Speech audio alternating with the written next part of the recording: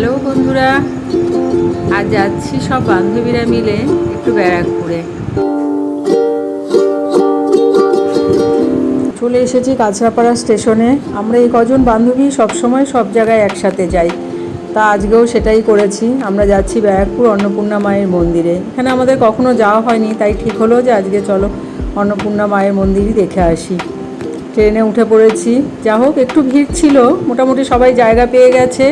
আমি জায়গা পাইনি, তাই আমি তপদিদির কোলেই বসে পড়েছি। ট্রেনে উঠেও আমাদের গল্পের শেষ নেই, সবাই বক বক করেই যাচ্ছি। ব্যারাকপুর স্টেশনে নেমে পড়েছি এবার। এখান থেকে আমরা অটো ধরে অন্নপূর্ণা মায়ের মন্দির যাব।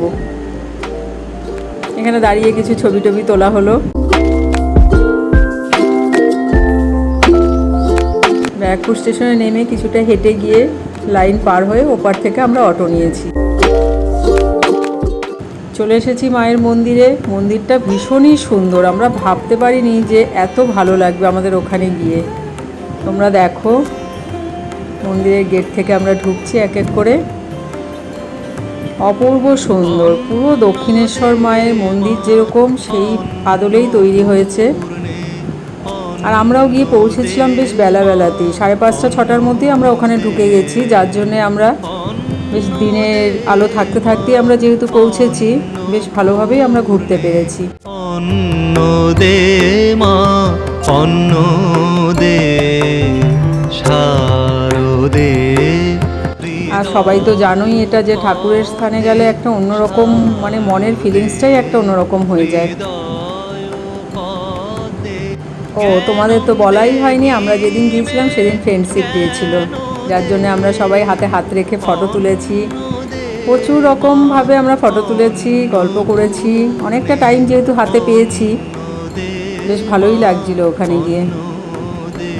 সন্ধ্যা হয়ে আসছে, দেখো আকাশটা কত সুন্দর লাগছে। ধন্য কাশী। দাঁড়াও, তোমাদের এবার মায়ের মন্দিরে যখন আমরা ভেতরে ঢুকলাম সেটা দেখাচ্ছি। এখানে মা অন্নপূর্ণা আর শিব ঠাকুরের মূর্তি রয়েছে, পিতলের মূর্তি।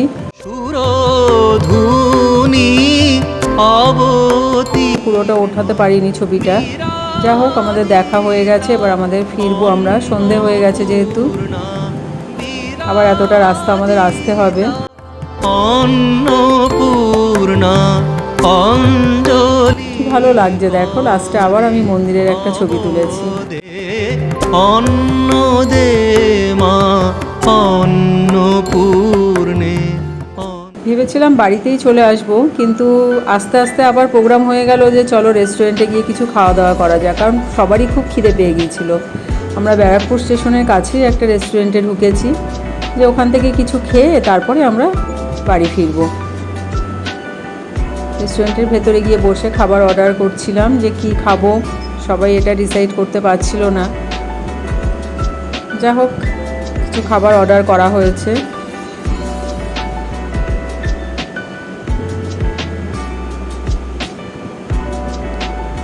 একটু ঘুরতে গেলে কিছু না খেলে ভালোও লাগে না, তাই না বলো? খাওয়া দাওয়া হয়ে গেছে, এবার আমরা ফিরবো। ব্যারাকপুর স্টেশনে রয়েছি। টাটা।